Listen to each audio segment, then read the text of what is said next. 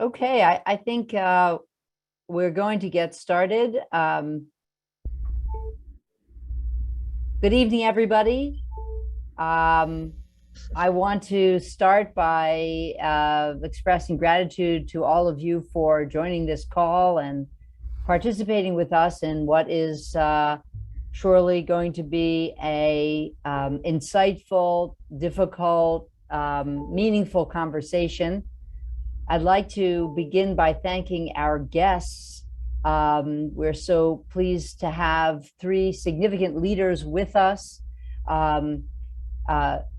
Speaker Eileen Filler-Corn, who will be introduced a little bit later. Our own delegate, Marcus Simon, longtime member of the temple and delegate in our own state senate. And Shira Zemel, who leads in the National Council of Jewish Women, specifically in this issue of reproductive rights. And we're so glad and grateful to all of you for being here with us. And I'm also want to express some special gratitude on behalf of all the clergy, not only to all of you, but to all of you for welcoming our newest member of our clergy team, who is with us here on the screen, Rabbi Alexandra Stein. Welcome to Rabbi Stein. We do hope there'll be so many opportunities for you to get to know all of us. Beginning our program tonight is Cantor Rachel Rhodes. And so at this time, we turn the speaker over to you, Cantor Rhodes, to help us get going on this program. Erev Tov, everyone, thank you so much for joining us and being here together in community tonight. How disheartening to find ourselves in this space, mourning the loss over the right to an abortion should a pregnant person choose to get one. I personally never thought we would be here, and how my heart breaks that we are. And at the same time, I've never been prouder to be a Reform Jew. Judaism, above all, values life and protects our ability to make decisions that preserve our emotional and physical well-being. And yes, while this issue is complex with many angles and gray areas, Judaism is clear in the belief that the spark of God resides within each of us. Honoring that spark is of paramount importance. At the National Council of Jewish Women's Abortion Rights Rally in DC on the 17th of May, those of us who were present heard an incredibly powerful drash by Rabbi Annie Lewis from Shaarei Torah in Gaithersburg. She quoted Proverbs 14, verse 10. Lev yodea marat nafsho, uvsimchato lo yitarav zar. The heart alone knows its own bitterness, and no outsider can share in the fullness of its joy. Rabbi Lewis went on to share that this verse is used as a source text in a discussion in the Talmud to prove that an ill person need not fast on Yom Kippur. For it is only the individual's lev, heart, that can know the scope of our internal pain or joy. Isn't it true that in our happiest moments, we cannot find the perfect words to express that joy? And similarly, when we are in great emotional or physical pain, it's not possible to share its extent with another person. We are the only ones who feel our joy and bear the burden of our pain. One who seeks an abortion must feel an incredible amount of difficult emotions and perhaps even physical pain. Thus, it is only they who can decide if to continue a pregnancy. How does our tradition teach us to bear the pain that is in our hearts now? Psalm 147 shows us that when we are heartbroken, we still must take the opportunity to praise God. Despite our anguish, we sing praises because we have been given the gift of another day, another chance to heal, to help, to fix, to calm, another chance to wake up and bring peace from the workings of our own hands into the world, another chance to stand up for what is right, to protect the vulnerable, to uphold justice, another chance to make the world better for our children, for our community, for the future, and for ourselves. We join together now in these words from Psalm 147. Hallelujah to the healer of the brokenhearted. Music by Shira Zemel. And I invite you to join in the chorus, which is just Hallelujah.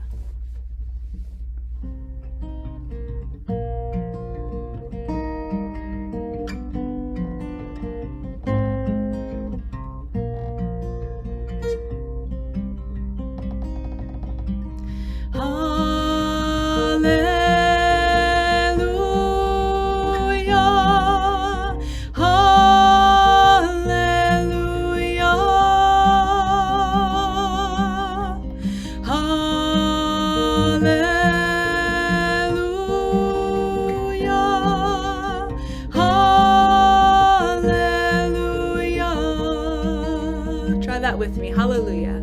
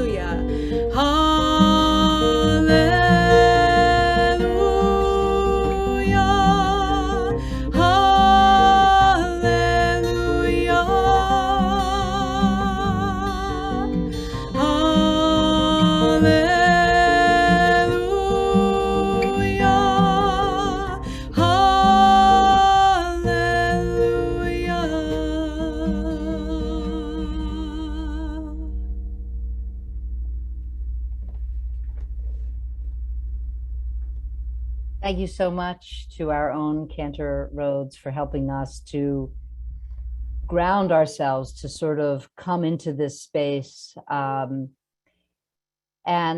we decided tonight we'd like to begin our conversation by sharing a number of Jewish texts to help to frame the conversation. I'm going to share my screen in just a moment.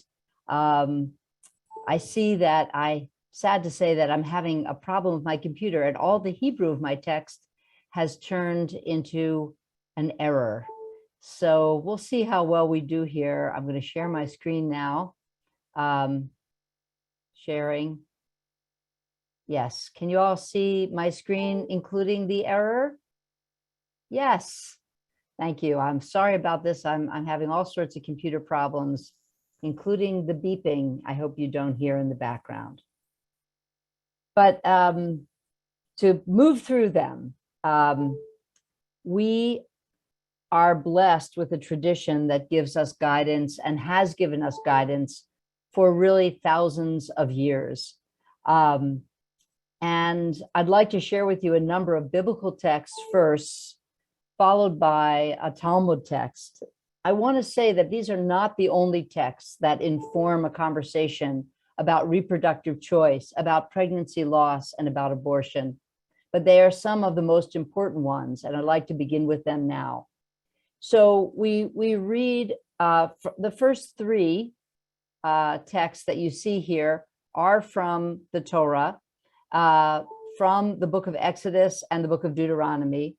We read, "Whoever sheds human blood, by human hands shall one's blood be shed, for in the image of God was humankind made." This is sort of an underpinning that reminds us that at least philosophically in Judaism, we come to the idea that if you take a life, your life can potentially be in the balance to equal that transgression. And yet we read on in this second text here, which is from the book of Exodus, when two or more parties fight and one of them pushes a pregnant woman and a miscarriage results, but no other damage ensues, the one responsible shall be fined accordingly as the woman's, in this case, we read here in this ancient text, husband may exact, the payment to be based on reckoning. That is to say that if the woman is, bumped into in this marketplace, for example, and she loses this fetus, she miscarries, the person who did this will pay damages to that family, to that husband, in this case, we know really to that woman. It is not from the loss of the fetus that that person's life is taken. Only if I read on, I share, but if other damages ensue, the penalty shall be life for life, eye for eye, tooth for tooth, hand for hand, foot for foot, burn for burn, wound for wound, bruise for bruise. So basically our text is telling us that if this woman gets pushed in the marketplace and she herself dies, that's life for life. However, if she loses the fetus, the person who did this will pay damages. And thus we can deduce from this that that unborn child is not equal to the full life.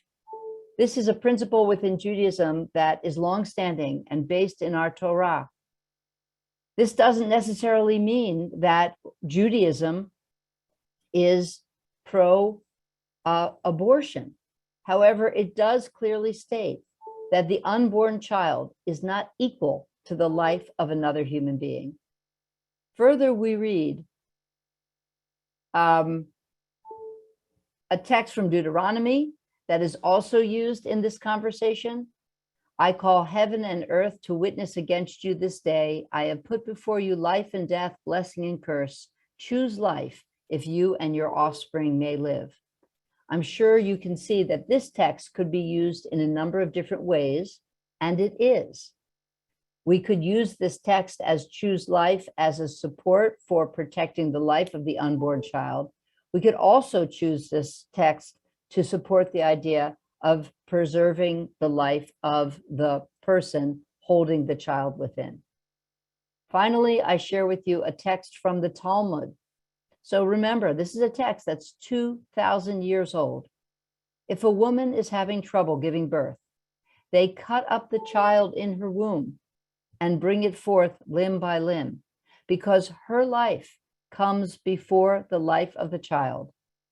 But if the greater part has come out, and in this case, we understand that to be the head, one may not touch it, for one may not set aside one person's life for that of another.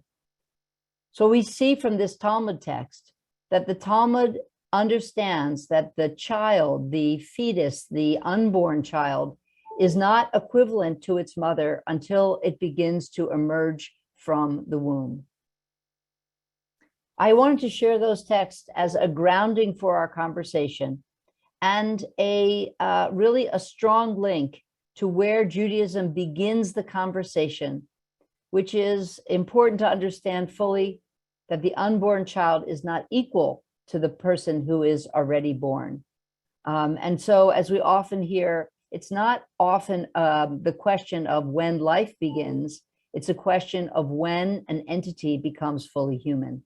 And in Judaism, that happens at the time that the head emerges in the process of birth. I hope those texts are helpful as we continue our conversation. I now, I think that I'm turning it over to Rabbi Jeff Sachs, who's going to introduce and help navigate our speakers. Thanks to you, Jeff, and everyone. Thank you, Amy, for setting this in the context of Jewish texts.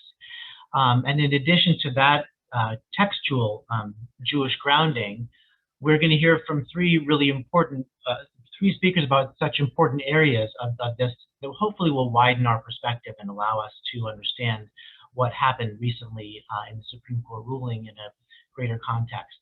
So we will hear first from Delegate Simon about the ruling itself and some analysis of that and understanding of that. Then we will hear from Speaker Filler-Corn about Virginia and how the ruling will affect Virginia and what might happen in the future and what we can do. And then from Shira Zemel about the Jewish community. So to begin that, my job now is to introduce Delegate Simon.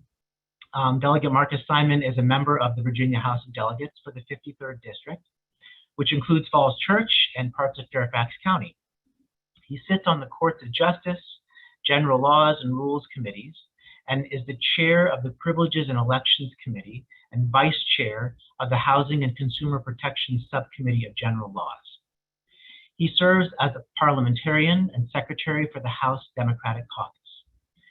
He is appointed to the Virginia Code Commission, the Freedom of Information Advisory Council, and the Virginia Housing Commission. Delegate Simon is also one of the 8 legislators appointed to the Virginia Redistricting Commission, along with 8 citizen members. And as a lawyer, he was a member of the Judge Advocate General's Corps of the United States Army, and he now also has his own law firm. In addition to all of that, Delegate Simon, Marcus, is a member of our congregation and an all-around mensch.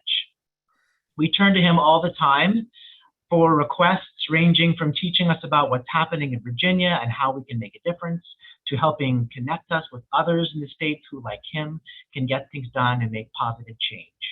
We're incredibly lucky to have Marcus in our community for many, many reasons. And at this moment, we turn to him and we ask him to help us with an understanding of the recent court decision affecting abortion rights, what it says, what it actually does, and what it means. Thank you, Marcus. Jeff, thank you for having me on. I'm always proud and able to be here and to represent our community. And I think, as Kenna Rhodes said, can't think of a time I've been more proud to be a Road of Shalom member, to hear the way you all have approached this. I grew up in the Temples. Most of you know, I went to the nursery school, one of the first nursery school classes here. My parents were both, presidents of the Temple. So I didn't choose Road of Shalom. It chose me. But I'm reminded frequently at moments like this how, I don't know which is the cause, which is the effect, but how well our values match. And it's important to be able to do that. Rabbi Schwartzman's always been a great person to pat me on the back. Sometimes when I'm going out into dangerous territory, you had a bill last year on protecting trans kids, and she forwarded me a copy of the article with a way to go. And I don't know if I've ever told her how much that's very helpful for me when we go down to Richmond, because the other side of the aisle would like to claim the mantle of being the party of religiosity and have God on their side. And I think Eileen and I and others know that that's not the case. They don't get to claim that. And so thank you all for putting this program on. Before I introduce Speaker Filler-Corn to you all, and maybe you all know her and have known her for a long time, Rabbi Schwartzman asked me to talk a little bit about the decision. I think we all know that Dobbs versus Jackson, it will be known as the case that overturned Roe versus Wade. It does a little bit more than that, and a little bit about what it does that makes my role and Speaker Filler-Corn's role and your role as congregants more relevant. So, Mississippi enacted a law that prohibited abortions after 15 weeks. And they did that specifically as a vehicle to test to give this new Supreme Court, this new conservative Supreme Court, an opportunity to overturn Roe versus Wade, because I think folks in Mississippi understood that the composition of the court had changed such that the time might be right to go ahead and do what they call full frontal assault on Roe versus Wade. And so Jackson Women's Health Center and a number of other organizations immediately sued and got an injunction to stop the enforcement of Mississippi's law, because it is clearly unconstitutional under Roe. It was designed to be unconstitutional, at least under the precedents set by Roe and Casey. And so the Supreme Court took it up And the strategy worked, I mean, just perfectly from the point of view of those folks that were looking to overturn Roe. And so the decision that was just handed down, a 6-3 decision written by Justice Alito, I mean, it doesn't just overturn Roe. I mean, it does it with like some aplomb, with some vigor. I mean, it goes on to say that Roe was egregiously wrongly decided from its inception, poorly argued, poorly reasoned, never really should have been decided that way in the first place. And the ardor with which they sort of go after Roe is concerning to a lot of us that have concerns about other fundamental rights and rights that come from the 14th Amendment, and this idea that we have a liberties or freedoms that emanate from the 14th Amendment's due process clause, which says that the government, the state, no government can deprive you of the right to life, liberty, and property without due process of law. And so this really sort of attacks that as a line of reasoning, which, and then Justice Thomas in his concurrence says this is a great decision. It's absolutely the right decision, except that there is some language in the majority opinion that suggests that abortion is different than some of these other rights because it does implicate another life, and it comes close to essentially recognizing the fetus as a person, which I think is probably the next step. And Thomas says, well, there's nothing really special about abortion. We probably could get to the same conclusion, the same flaws, on the right to contraception, any kind of right to privacy at all, same-sex marriage, Obergefell, and a bunch of other things. So what the court says is that essentially abortion is not a constitutional issue. There is no right to abortion. There's no right to privacy. There's nothing in the Constitution. The word doesn't appear there. There's nothing. There's no way to get from the text of the Constitution to a right to an abortion anywhere. And so it really isn't even our purview as the Supreme Court to be talking about abortion. The right place to be discussing abortion is with the people and their elected representatives. And so that's sort of what they say. We overturn Roe versus Wade, we overturn Casey, we return the issue of abortion to the people through their elected legislatures. And so that's where, again, the people and their legislators, that's where you and I and Eileen and others come in, and potentially Congress, because nothing in this, in some ways, in shorthand, you hear this issue has been returned to the states. And to some degree, that's true, although there's nothing in the decision that would prevent Congress, if it were so inclined, from enacting a nationwide abortion ban, nor is there anything that prevents Congress from codifying Roe versus Wade. But essentially what the court is saying is it's not something for judges to decide. It's not a constitutional right. This is purely now in the purview of the legislature to decide what to do, at least for now. And so that's, I think, where we come in. And I know Eileen's going to talk to, or Speaker Filler-Corn is going to tell us a little bit about where Virginia is and how we got there. We got there, we probably won't tell you, is we got there mostly because of her leadership. So I'll say that part so she doesn't have to. I've known Eileen for a long time. I think my dad was a supporter of hers before I was even. I got to Richmond in 2014. Eileen had been there for 4 years already. But when I got there, we were able to form a Jewish caucus because there was a second one. Eileen had been, I think, the only Jew in the House of Delegates for a number of years until I arrived in 2014.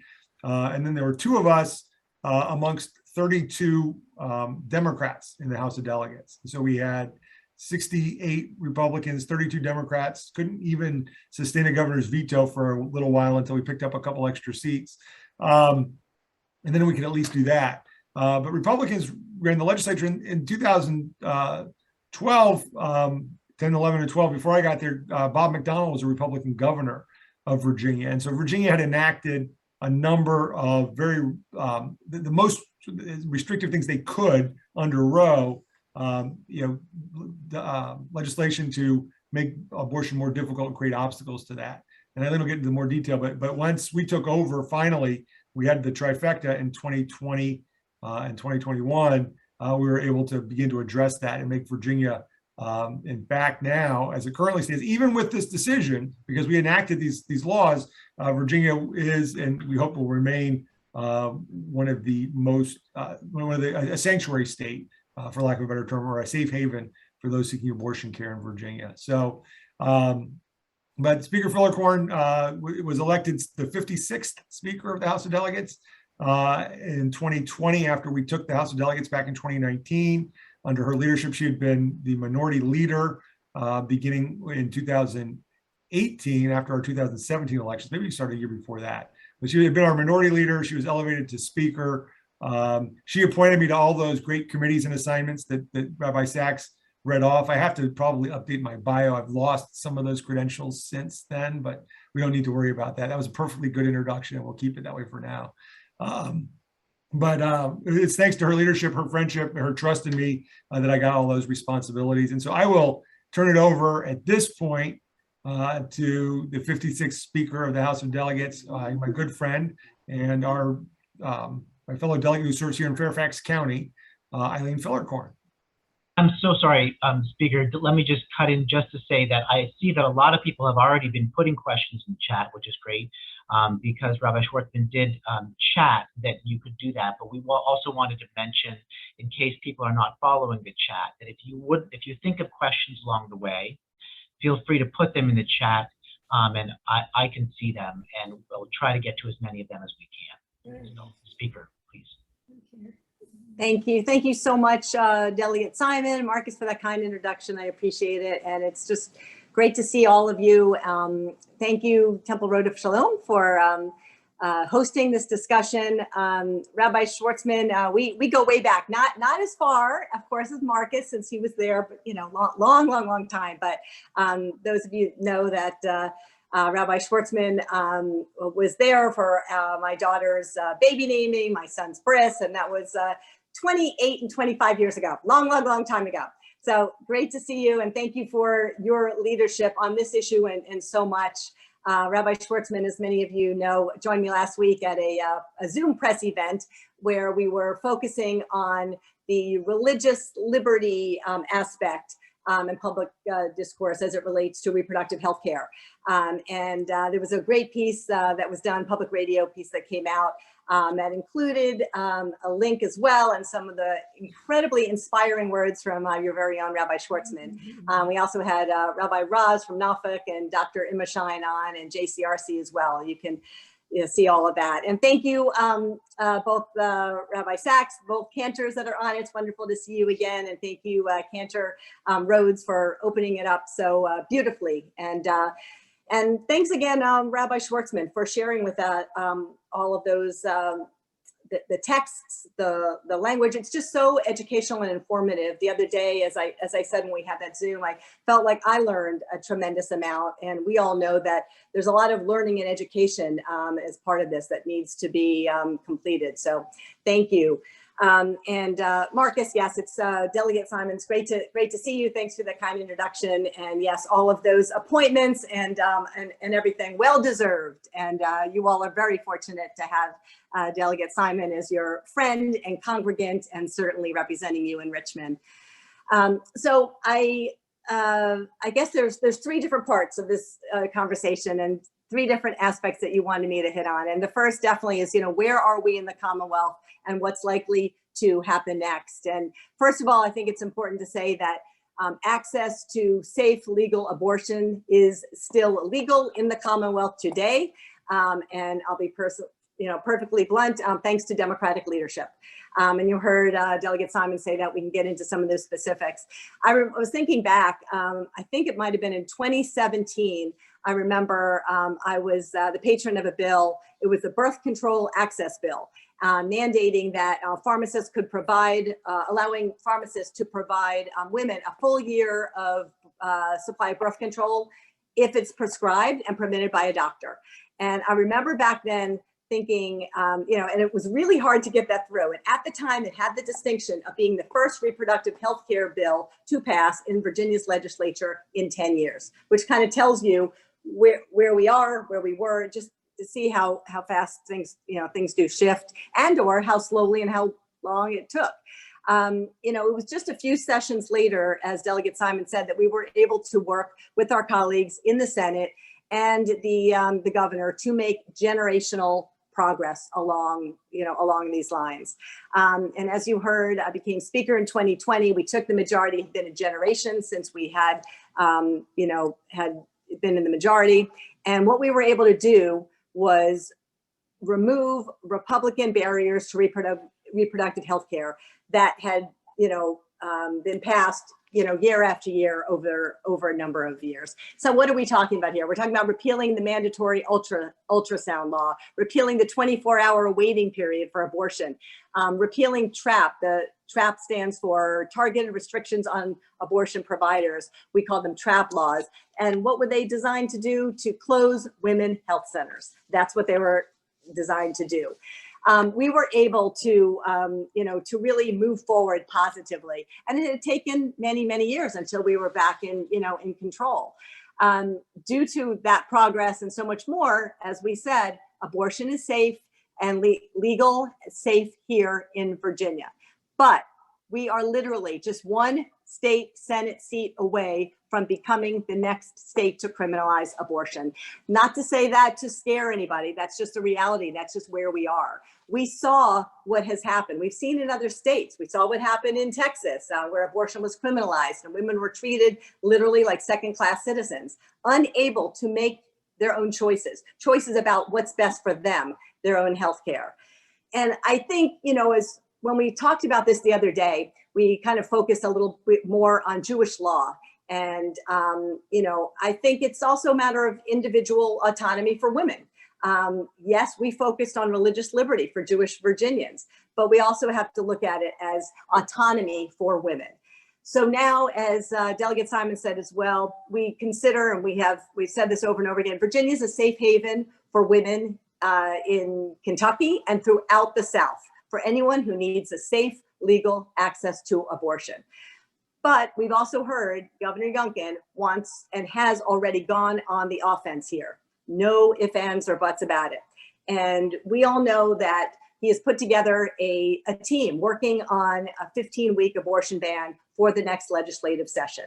He indicated that just last week in a virtual event that he believes that life begins at conception and that he would, quote, gleefully sign any bill that limits abortion that comes to his desk.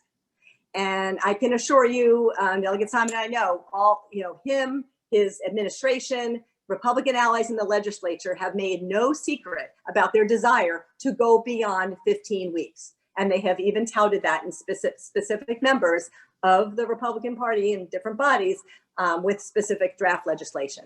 That one state senator already announced his intention or his commitment to introduce and support a complete abortion ban in the next legislative session.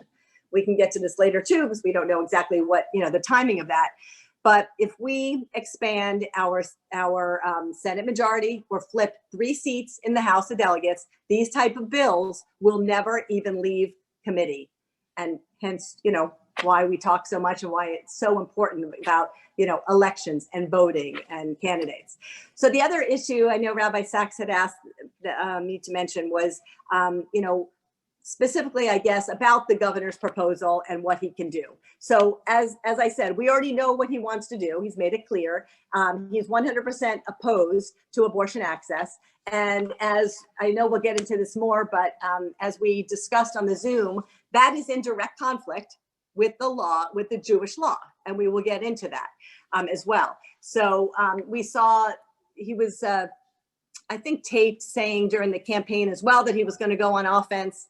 That was during the campaign, even before he became governor, to make abortion illegal in Virginia. And his upcoming opinion on, of the court and the decision clearly opens up him to do exactly that. He has said recently that he will ban abortions of 15 weeks of pregnancy. So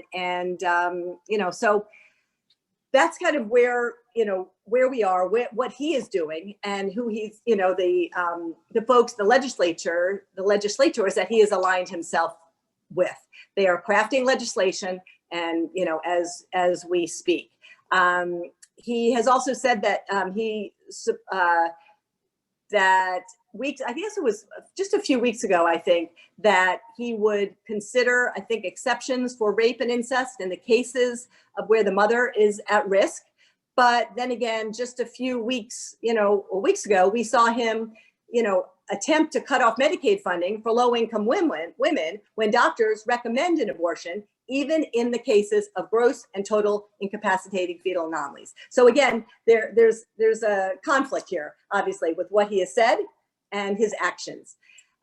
You know, and again, as I said, his quote that he will gleefully sign any bill that limits abortion in Virginia and hopes to be more aggressive if we win the majority of both chambers of the legislature.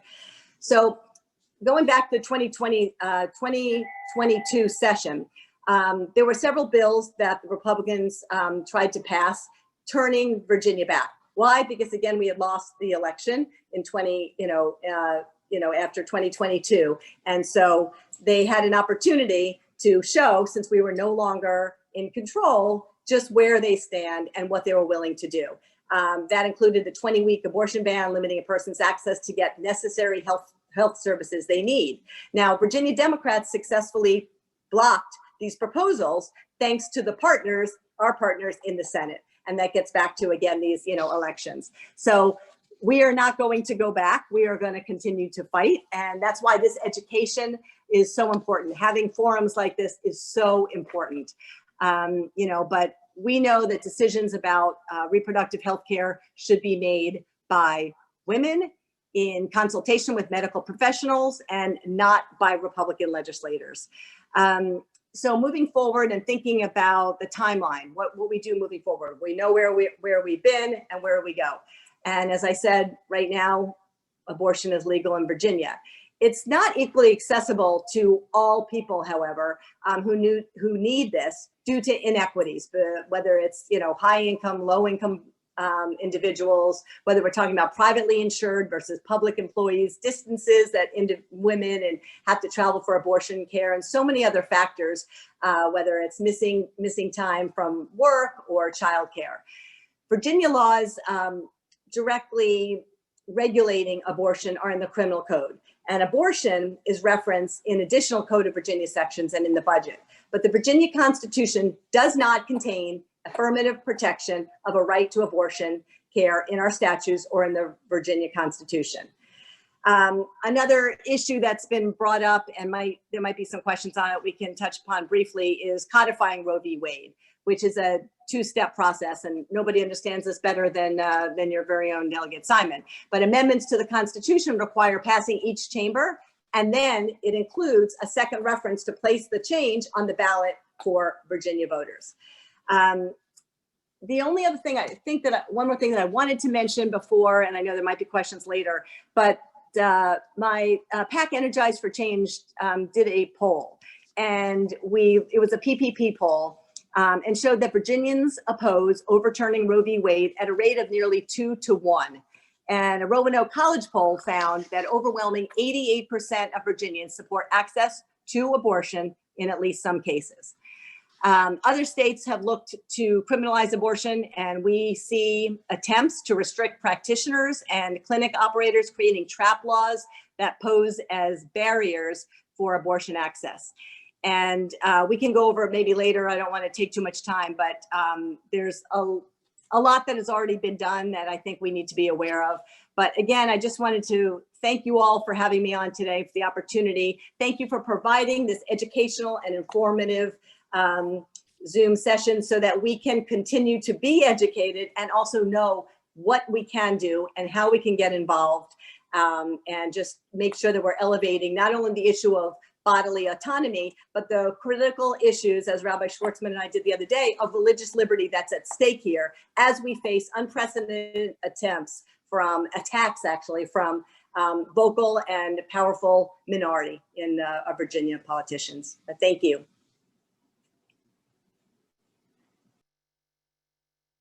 Thank you very much. We are getting tons of questions because all the great information that both of you just gave us is just leading people to want to understand more. So I'm trying to sift through them as I'm listening. We will get to them in a little bit. Right now, I want to thank our two panelists who've spoken, and then turn it over in a moment to Shira Zemel. She is the co-director of the National Council of Jewish Women's Abortion Access Campaign. Prior to coming to the NCJW, Shira was the director of youth leadership development at the Religious Action Center of Reform Judaism, the RAC. There, Shira led the Litakane Social Justice Seminars, high school leadership conferences that focus on advocacy, Jewish values, and the legislative process, and bring 2,000 students to Washington each year to lobby their members of Congress. Over nearly 8 years at the RAC, Shira transformed these seminars into the centerpiece of a leadership development pipeline to foster the next generation of Jewish social justice advocates. A Washington, D.C. native, Shira earned a master's degree in education from SUNY University of Buffalo and a BA from Goucher in English Lit and Judaic Studies. And when she was in Buffalo, she witnessed as a public high school firsthand the racial and economic inequity at play in our country, fueling her passion for and commitment to the work of social justice. She also, in addition to her work at NCJW, serves on the board of the Arch Fund, the abortion fund that supports clinics seeking care at Falls Church Healthcare Center, one of 16 abortion clinics in Virginia. She is a friend of many of us at Temple Road of Shalom, and we're so happy to have her join us now and to tell us about her newest work and what the Jewish community, the organized Jewish community, is doing on this issue, and what we as Jews can do as well. Thank you, Shira. Thank you so much, and thank you for that introduction. I am honored to be here tonight with Reproductive Shalom. I could also go way back. I've long considered Rodef my second home since I think I went to Rodef camp in my nursery school days as well, and Tristy events back in the day with my Rodef Shalom friends, and yeah, and just the Rodef clergy team. You all are amazing and dear friends, and I'm just also so honored to be on this call with Speaker Filler-Corn and Delegate Simon. I've lived in Virginia nearly my entire life, and I am just grateful for the work you do to make our Commonwealth a place where all Virginians can thrive. I come to this work from a very personal place. I'm sure everyone who joined this call tonight joins for very personal reasons. For me, the experience I had being pregnant helped me understand in a very visceral way what we're demanding of people when we force them to birth and how unjust that is. And also living across the street from an independent abortion clinic here in Falls Church, which I'll speak about in a moment. I witnessed every day for 8 years since I moved into this neighborhood how organized the anti-abortion movement is, and desperately wanting to get in that fight because we know how to organize too. 24% of people with uteruses will have an abortion by age 45. That's 1 in 4. We all love, everyone on this call, we all love someone who has had an abortion. And if you think you don't, it's likely more accurate that you just don't know someone who has shared their abortion story with you. So my first charge for all of us is to be someone who people around you feel comfortable sharing their stories with you. I'm going to try to share my screen. Let's see. Okay. Can you guys see my screen? Great, thank you, Rabbi Schwartzman. Okay, so I am here with the National Council of Jewish Women, co-director of our Jews for Abortion Access campaign, which I would love all of you to get involved with tonight and moving forward. We're going to talk about increasing abortion access and doing it Jewishly, which was really framed so beautifully at the beginning of the call. First, I just want to, I know maybe we don't need to do this, but I think it's important to just name from the start that those who are most harmed by abortion restrictions, and Speaker Filler-Corn spoke to this too, but laws restricting access to abortion most harm people who already face discrimination and systemic barriers to healthcare. So the BIPOC community, young people, people with disabilities, immigrants, LGBTQ community, and people who are low income are most affected by abortion restrictions. And so we fight for abortion justice. And I know that this call tonight came under the banner of reproductive justice. So I also reproductive health and rights and justice are sometimes used interchangeably, and they do mean different things. And the racial justice framework is beautiful. It was created in the mid-1990s by Black women, by women of color. And the reproductive justice movement is committed to achieving 4 rights, really. The right to have full autonomy over our bodies, the right to have or not have children, the right to birth or parent our children with dignity, and the right to live or raise a family in safe and healthy communities. And so the fight for abortion access is intersectional and tied up in every fight that will allow us to parent children or not to with dignity and raise families in safe and healthy environments, which is really just another way of saying that the fight for abortion access today has to be about gerrymandering. It has to be about voting rights. It has to be about gun violence prevention, Black maternal health, climate change, and the list goes on. So let me just keep moving my slides. Great. Speaker Simon got to a lot of this, but you know, this didn't happen overnight. We all know this. 2021 was the worst year on record for abortion access, which is why NCJW put a stake in the ground and launched this campaign. And then with the overturning of Roe, there really aren't, I don't even have the words anymore to acknowledge this harm that's been done. One forced person to be pregnant is one person too many, and this affects as many as 36 million people. More than half of people of reproductive age in the United States have already or could soon lose access. It's a moral failure. But keeping abortion legal was never enough to ensure every person could exercise their right, like we said. So like low-wage women, people of color already face disparities in healthcare, including contraception. And in many states, low-income women enrolled in Medicaid are denied insurance coverage for abortion due to the Hyde Amendment, which is a federal ban on Medicaid or taxpayer dollars to abortion care. So while Roe had been the law of the land, abortion has practically been out of reach for many for a long time, and now even more people. The landscape is changing daily, and we're all reading this in the news. I pulled this map today from the Center for Reproductive Rights. They litigated the case on behalf of Jackson Women's Health. There's the leading litigators. There's many really good maps out there. This is one of them. It sort of shows states on a spectrum from most restrictive to most protective. And I can send you, there's like lots of good maps. It's actually really interesting to look at, and they are changing daily with, you know, these procedural things moving through the courts, injunctions, and all types of things. But that is sort of on purpose and meant to cause confusion. So like, do I have an appointment?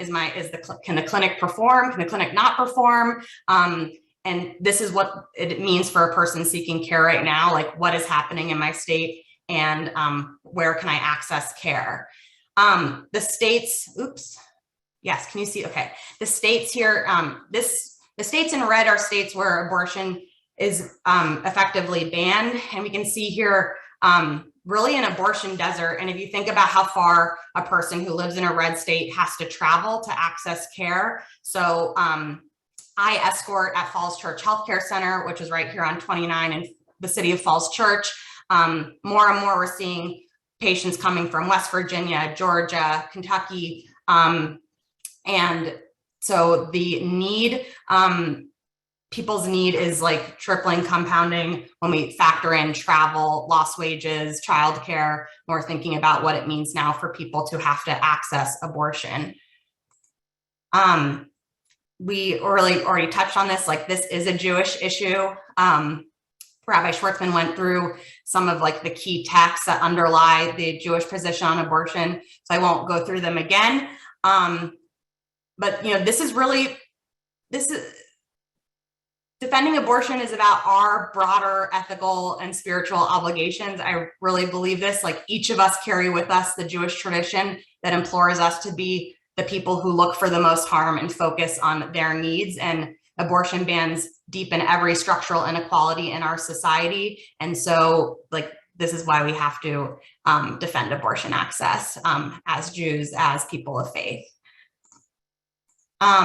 It's also a religious freedom issue. So we believe abortion bans are an infringement of our religious freedom, and NCJW is actively seeking, is actively exploring ways to litigate this. The diversity of religious beliefs on abortion means that bans are being considered, we must acknowledge our religious freedom. We signed an amicus brief that went to the court in support of Jackson's Women's Health, along with 54 faith-based organizations, and saying that like specific Christian concepts, this idea of fetal personhood, or any notion that life begins at conception, trample over others' understanding of when life begins, including Jewish tradition, Muslim tradition.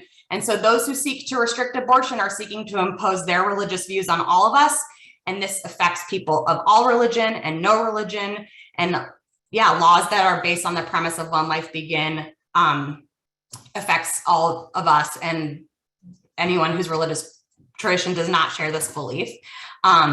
And so we want to make sure no religion is privileged over others, and that religion isn't privileged at all. It has no right. There should be no religion in our laws. So we're working on this. NCW is working on this on many fronts. Medication abortion is probably like the next frontier, especially when people are having to travel now such far distances. It is a safe and effective way to self-manage one's abortion at home by taking misoprostol and mifepristone, which can be taken very safely up to 10 weeks of pregnancy. There are pills that block pregnancy hormones, that's mifepristone, and then cause cramping and bleeding, misoprostol.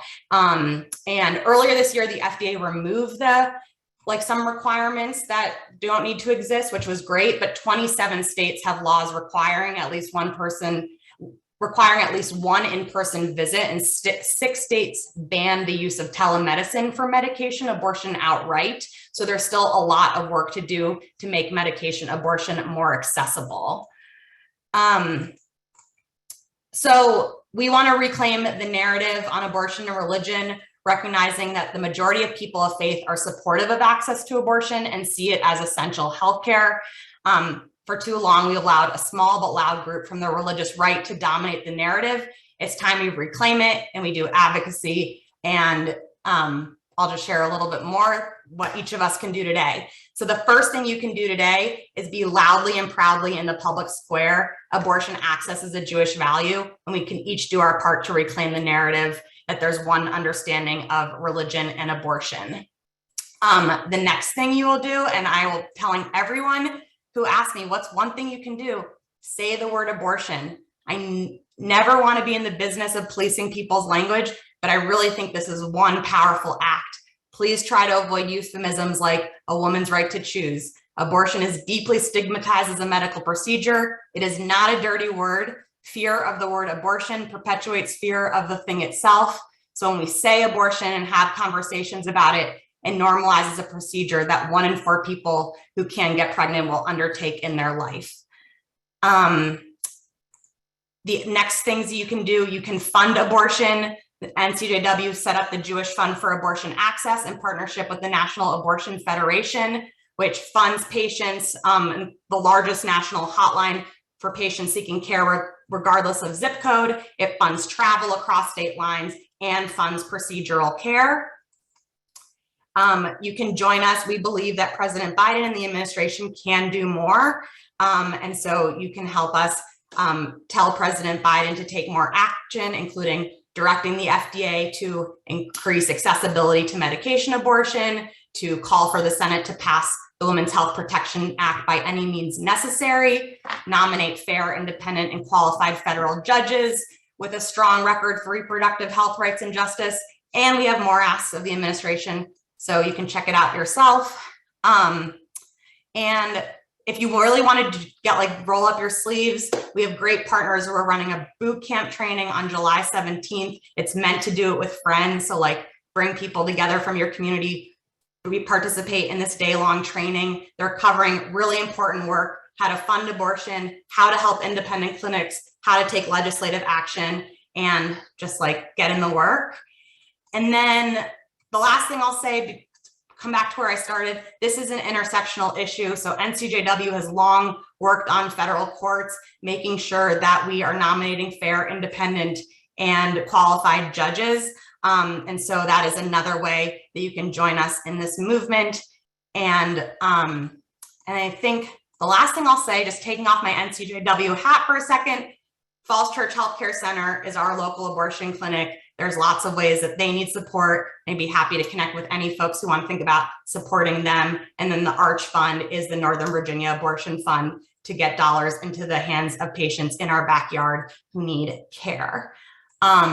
So that's what I have. And I'll send around information if folks want to sign up to join NCJW's campaign. Thank you so much for having me. Thank you, Shira. Wow, we just got a lot of really great information from all of these speakers. And also, wow, we have a lot of questions. And so I'm going to try to maybe perhaps put some of these questions together and get it at as many of the different areas that are being asked about as we can.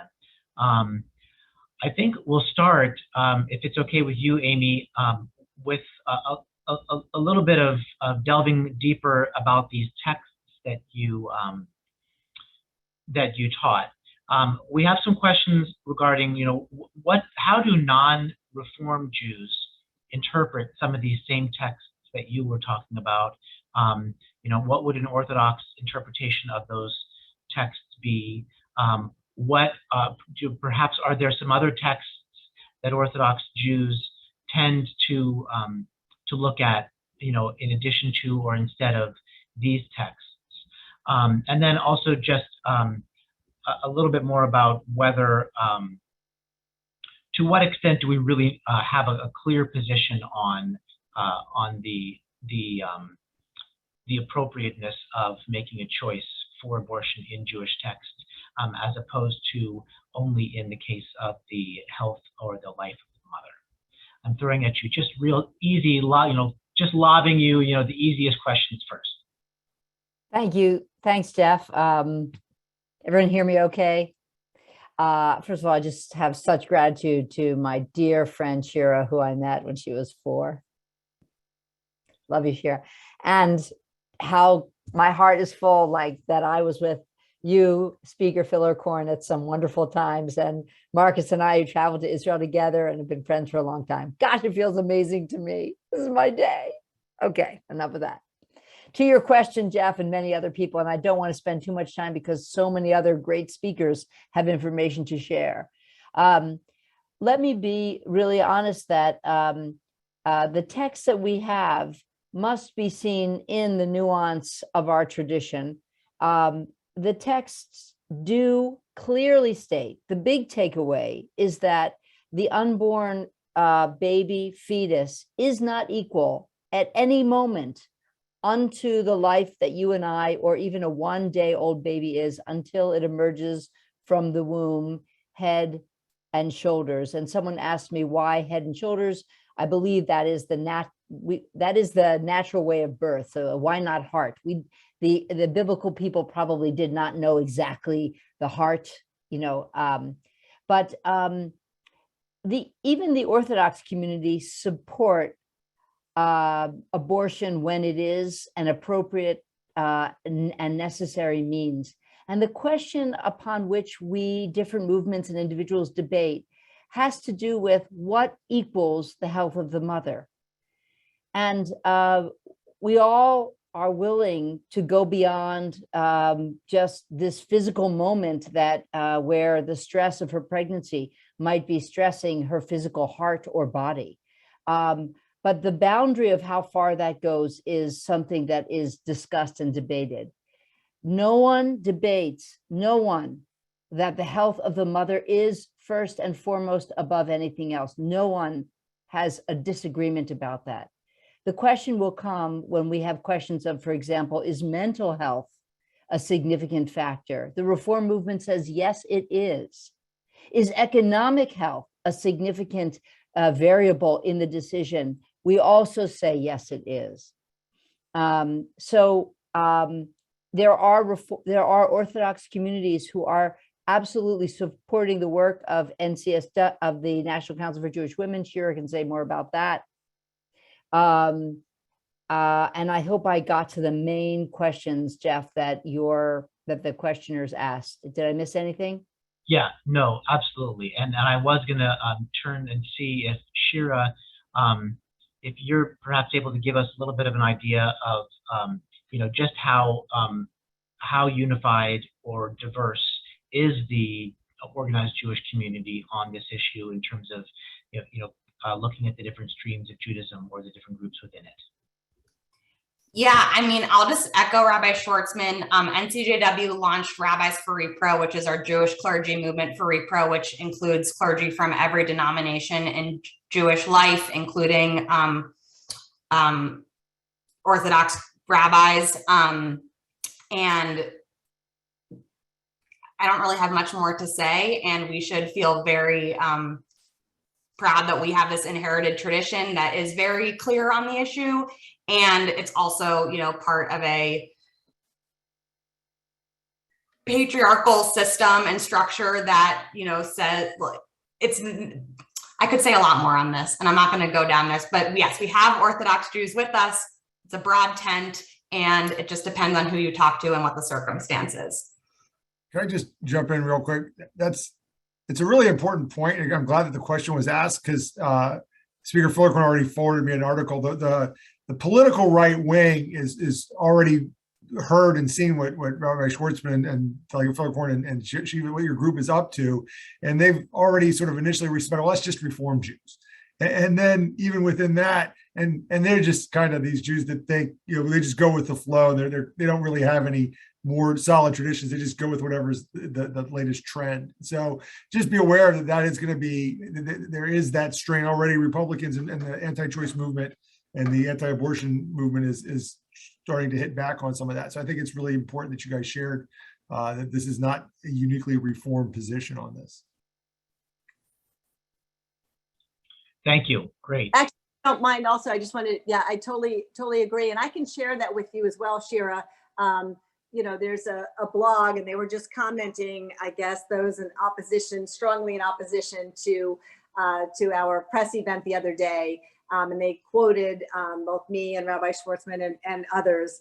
And it's, I can share this with you, but they specifically just call out the other members of the conservative and Orthodox Virginian congregation, and just as misleading, and the omission is misleading. So we definitely need more more education on this. And thanks. I'm so glad to meet you, Shira, and see all that you're doing. So I definitely want to connect, and so we can share information. It's this great networking opportunity. Thank you.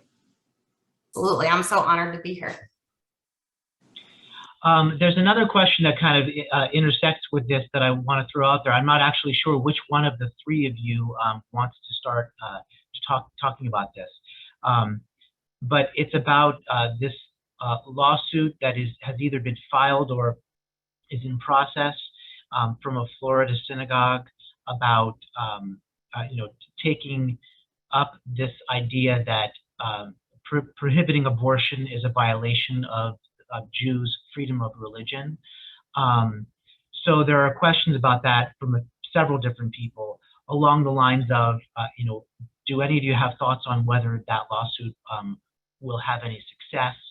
Are there any other, what's the potential that perhaps this will be something that other synagogues, including Temple Road of Shalom, somebody asked, would take up? You don't have to answer that question about Temple Road of Shalom. And also, to what extent is that a position that the Jewish community more at large will take it on that kind of attack?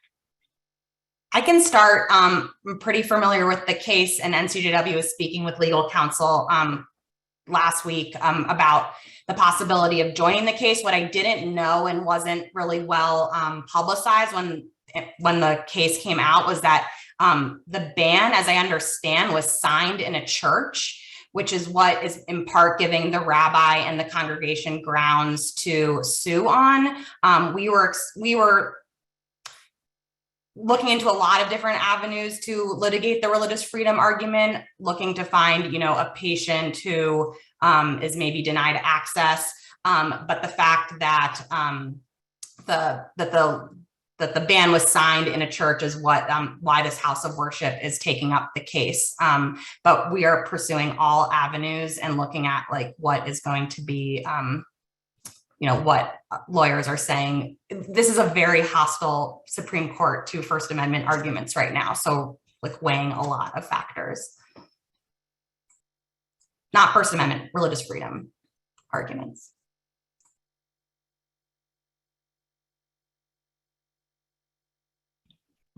Marcus or Eileen, either of you have any thoughts on what the chances are of this suit? I would just, I really don't know. I do think that the opportunity that we had the other day on Zoom really was the first time, at least here in the Commonwealth of Virginia, that a lot of the reporters and the folks out there were educated about all of this.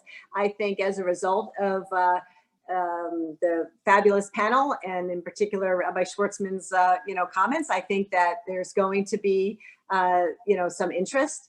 I think what's particularly interesting to note is obviously our governor, who often and regularly begins meetings, every single meeting, whether it's an official, unofficial, board meeting, commission, staff meeting, with prayer.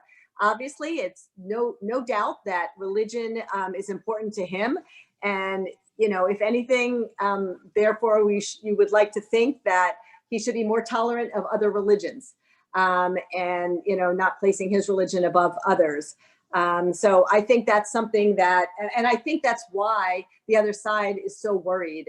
And I just shared with Rabbi Schwartzman and Rabbi Saxon, I can definitely get this around to you, Shira, when I get your contact information, or maybe you all can share it.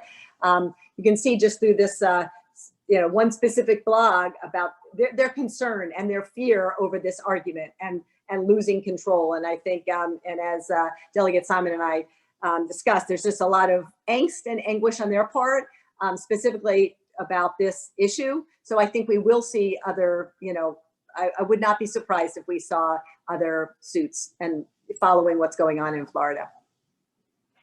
I would just say, to be a little bit of a Debbie Downer, but it's going to have to be patient.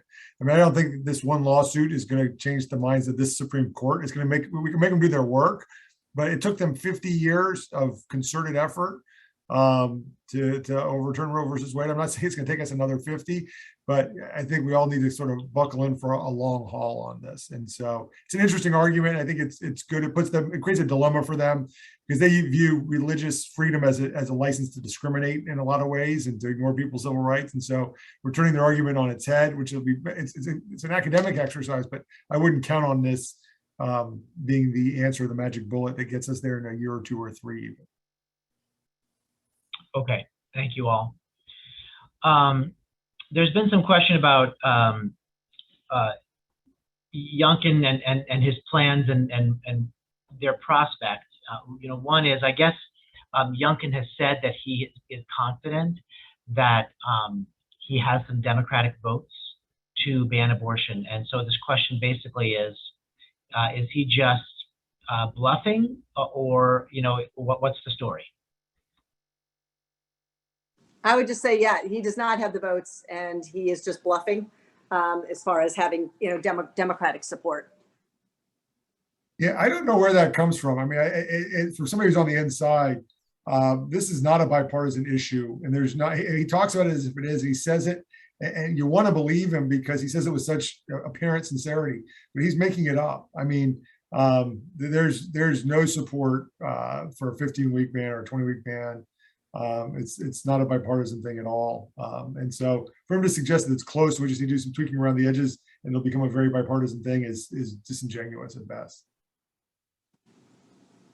Speaker Filler-Corn, is there any interplay between the Virginia ERA and abortion access? Is there any way for that to help?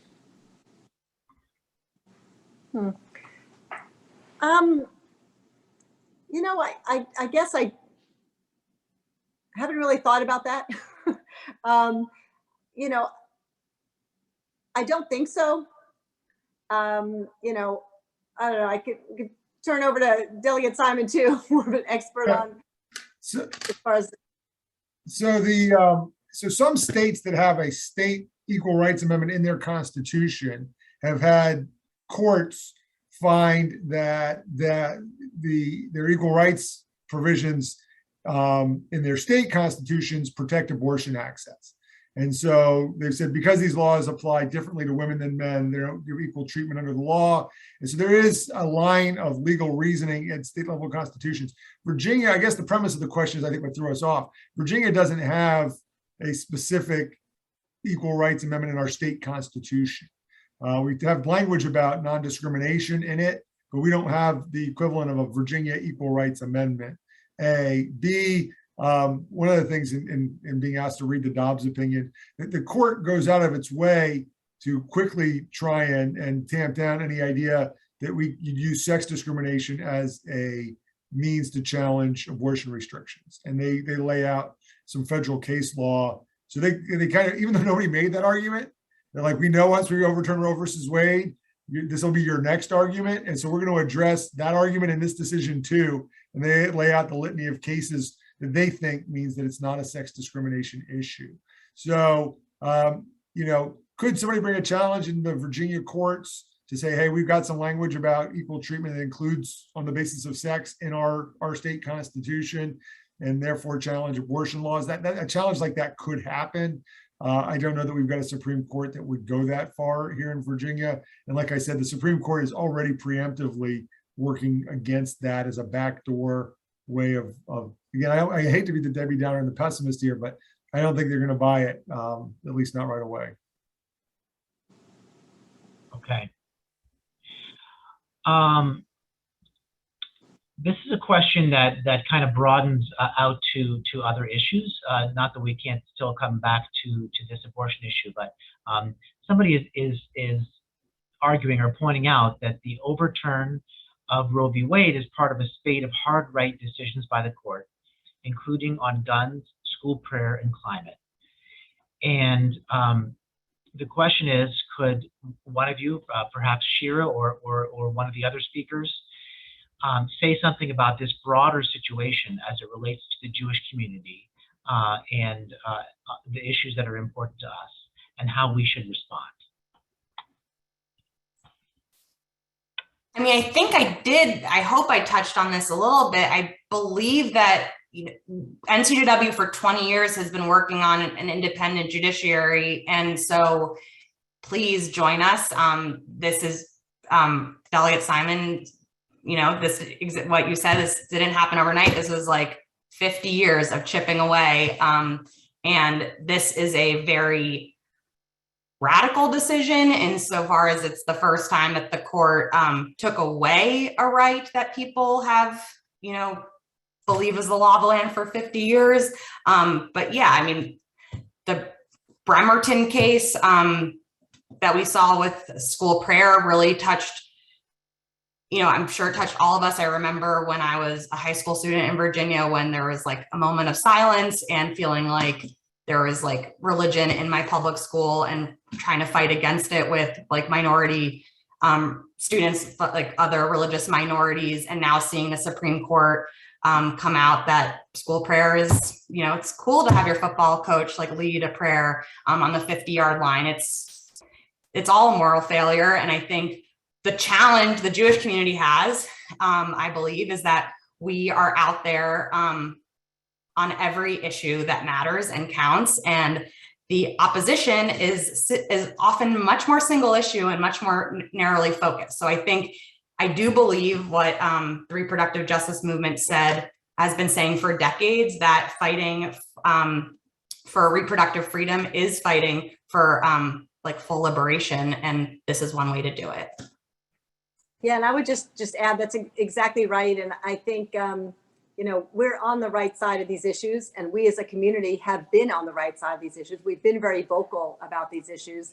I think it's, you just really haven't, until now, you just haven't heard the Jewish community, rally around this particular argument. And and maybe it's just taken the fact that this right was taken away, and it took 50 years at, chipping away for finally us to be more vocal about it. But, as Shira said, this is our chance. This is an opportunity that we have to be very vocal about not just this one issue, but whoever is asking the question, about so many issues that the core we're all about.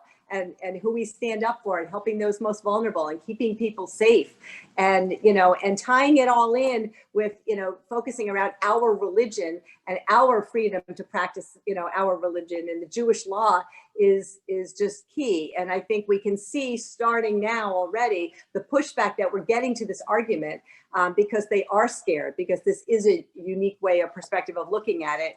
And I think we just need to continue what we're doing. This opportunity that you all, Rabbi Sachs and Schwartzman, have provided us here today, and continue with NJCW to work with them, and to make sure that we share this information and look for ways to get involved.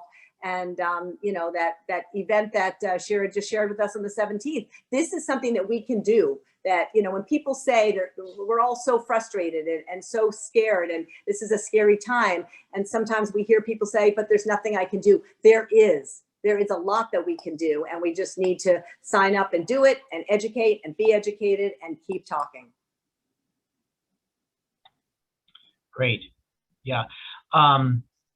There is a question, what you just talked, all of you just talked about what we can do now.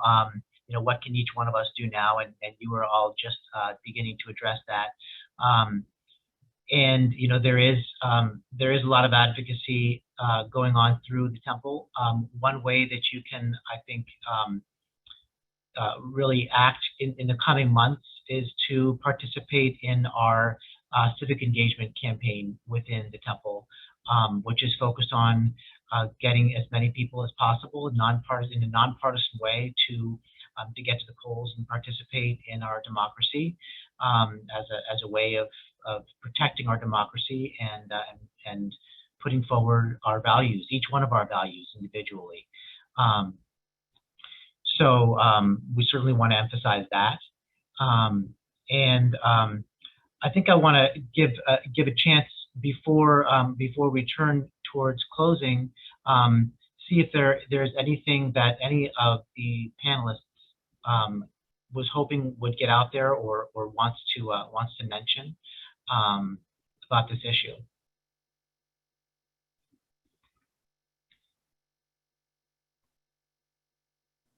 I guess the only thing I'd add as far as what you can do, it's I think more important than ever that people become politically engaged. So Jeff, you just sort of said it, but where I sort of start with the Supreme Court has basically said this is not a judicial issue. We cannot rely on the courts to save us. And so you don't have the luxury right now of choosing to vote for tax policy that maybe benefits you personally or social justice issues that you believe in. And so I can vote for lower taxes over here and count on the courts to preserve my social justice over here. They're not going to do it anymore. That's the message of Dobbs to me.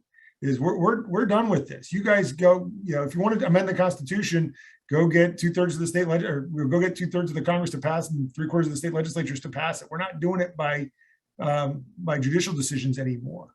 And so it makes state legislatures, maybe it makes me and Eileen, maybe we'll be famous again someday, or more important. But this is where the action is going to be on this issue for the foreseeable future. So I know there's a lot of questions about what about this legal strategy? What about this court case? Can we sue these folks? Honestly, get to know your state legislators, get to know what districts are swing districts, figure out where the places are, if it's Fredericksburg or Loudoun or Stafford that aren't too far away, that you can make a difference in your state legislature. I think that's frankly going to be the most impactful thing you can do in the short term. I know it sounds self-serving, but that's where I think the action is going to be. Yeah, I've just tag along there. Nothing is more important than these elections, and finding out how your member or which members, how they're going to vote on certain issues, and don't be afraid to ask. It's not enough, partisanship that they're one party or another. You need to ask, what is their position on this? Will they support this bill? Will they not? Where we are right now, obviously we could have seen the writing on the wall, but I still think people didn't believe it. It was, as Shira said, chipping away over these years, and we knew it was coming. But now that it's here, and unfortunately or fortunately, Justice Thomas was very clear and gave us a roadmap of what's coming next. So don't think for a minute that they're stopping at abortion. We know exactly where they're going. He gave us a really clear roadmap in his decision. So we need to get active. We need to remain active. We need to get involved. And, you know, elections have consequences and candidates matter. And this is a perfect example. And there is something that you can do. Yeah, I mean, all of that. And I think at every level of government, we need to ask the question, where do you stand on this issue? And getting more involved in the local clinic here in Falls Church, I understand better how county rules and state laws like make it so that the anti-abortion protesters can't get on the property. And so like at every level of government, this matters. So like, yes, get involved in Temple Road Shalom civic engagement campaign, very much so. Get involved in Jews for Abortion Access. I just dropped the link to sign up to be with us so you can get added to our list. But I will just say, you know, also to be the Debbie Downer, this is going to take a long time. There's a lot of deck. We need all hands on deck. And one of the things we can do is just starting locally. So like supporting the independent clinics, funding abortion funds, voting, all of this matters, but if we each do our part, and like I'll end by saying what I said, say the word abortion and help destigmatize something that is absolutely essential healthcare. And if we each do our part, I really do believe we'll gain the ground back, but it's going to take time, and we can't get exhausted. They want us to get exhausted and give up, but they're out there every single day. Just drive up 29. You will see them outside, like, well, really any clinic, but since you all are in Falls Church or in the area, you can drive by and see they're out there every single day. They're not going to give up. And so we can't either. Thank you. Thank you. Thank you. Thank you to all of you.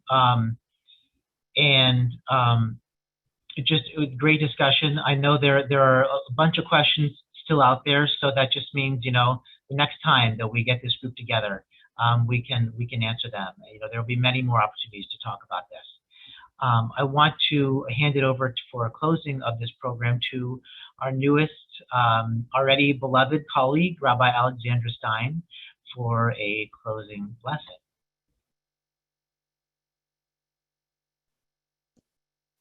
I will echo also that it is an honor to be with all of you, and just really wonderful to hear from you and to learn from you. Thank you so much.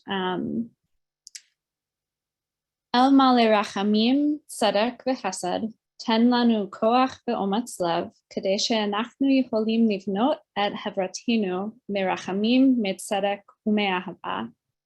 God of mercy, justice, and loving kindness, give us strength and courage so that we can work to build our society from mercy, justice, and love.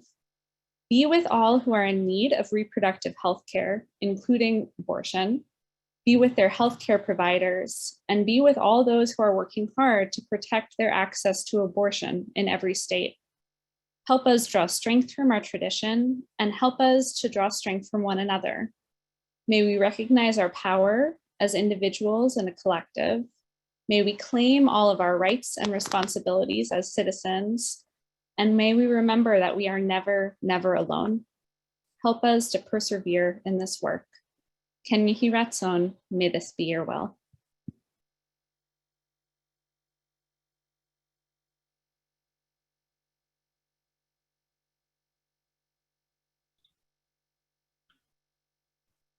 Thank you, Alexandra, Rabbi Stein. Thank you to our speakers.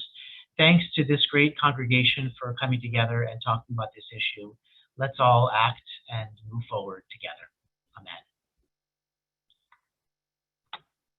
Amen. Man. Good night, everyone. Good night, everyone, and thank you. Thanks, Cantor Mike Shockett, too, for being our screen man. Cantor. Good night, everyone. Good night, everybody. Thank you. Night.